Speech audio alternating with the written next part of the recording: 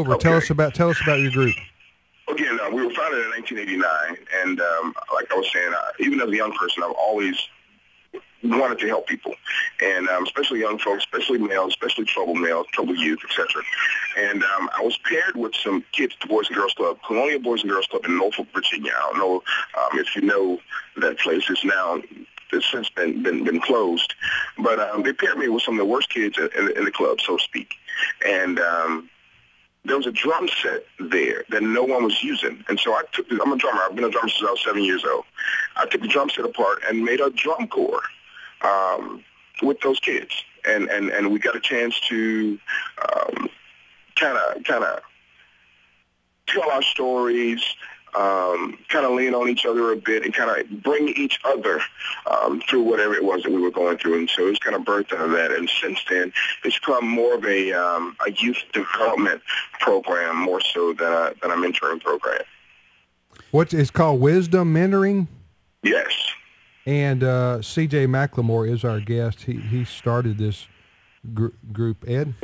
CJ, let me ask you this. You mentioned that, young men especially are targeted.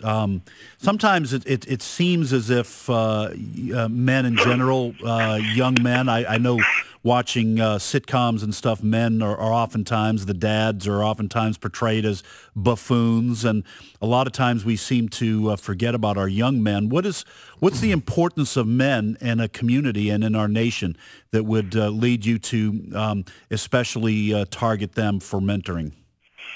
Well, the thing about that is, Mr. T.D. Jakes wrote a book called So You Call Yourself a Man. In that book, he stated that a lot of us walk around chronologically 30, 40, 50 years old, but our growth has been stunted emotionally, mentally, etc. We're still 15, 16 years old because at some point, somebody wouldn't listen to us. We couldn't get that date with that girl that we wanted in high school, or something happened where it started our growth.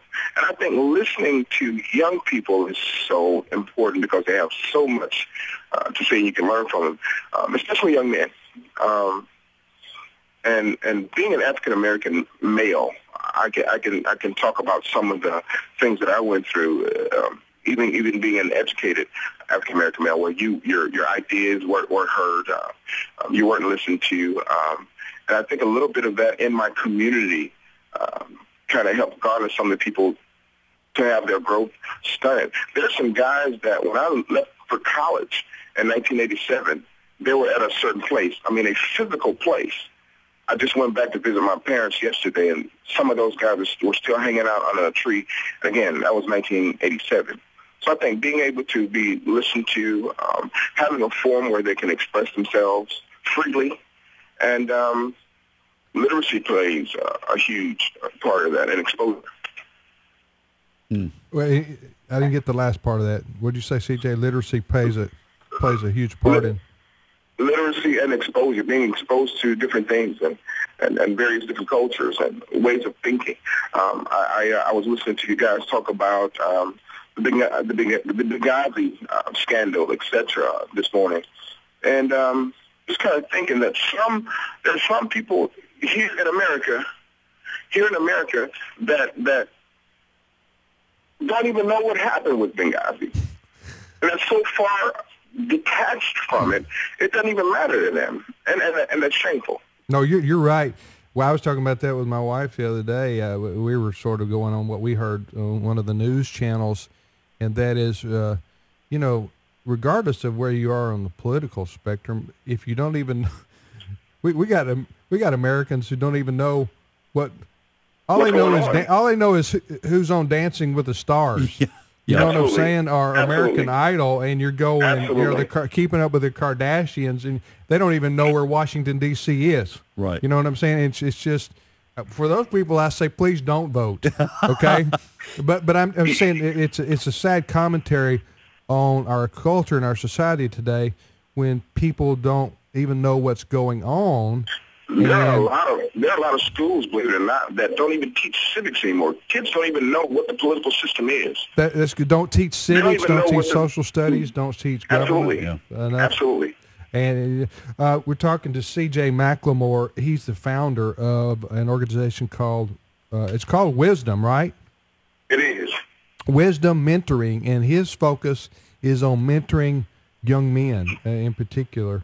And what's your website? What's your website? SwagGlobally.com. You better repeat that. Swag, S-W-A-G, globally.com. What does it mean to swag globally? I knew you would ask. Well, it sounds like a dance, from well, I know swag, when you go to a conference, swag is short for stuff we all get. So No. So swag stands for the supreme wisdom assigned by and anointed by God. Okay. Gotcha. Swagglobally dot what? .com. .com. Yes. What do you mentioned, CJ, your work with African American young men in particular. Can we turn this around by say we? I mean, can we in the Christian community be of? Because I think that's the only hope we're going to see is people in the Christian community, not only African American young men, but I mean, let's be honest. The kingdom, look at the kingdom period, like you said, the kingdom period. But I can speak for African Americans because that's all I've ever been. Okay. Well, go ahead, because I mean, there's just in order to turn things around in the black community, in terms of the brokenness of the homes, the young men are going to have to be reached with the gospel, and with, the message of responsibility, and that's what you're trying to do, isn't it? Absolutely. Yeah. There's no other way to do that. Basic biblical principles will get you very far in life. And just keeping it simple, just really, really keeping it simple. The blue-plated print has been laid and the die has been cast. All you have to do is just follow that.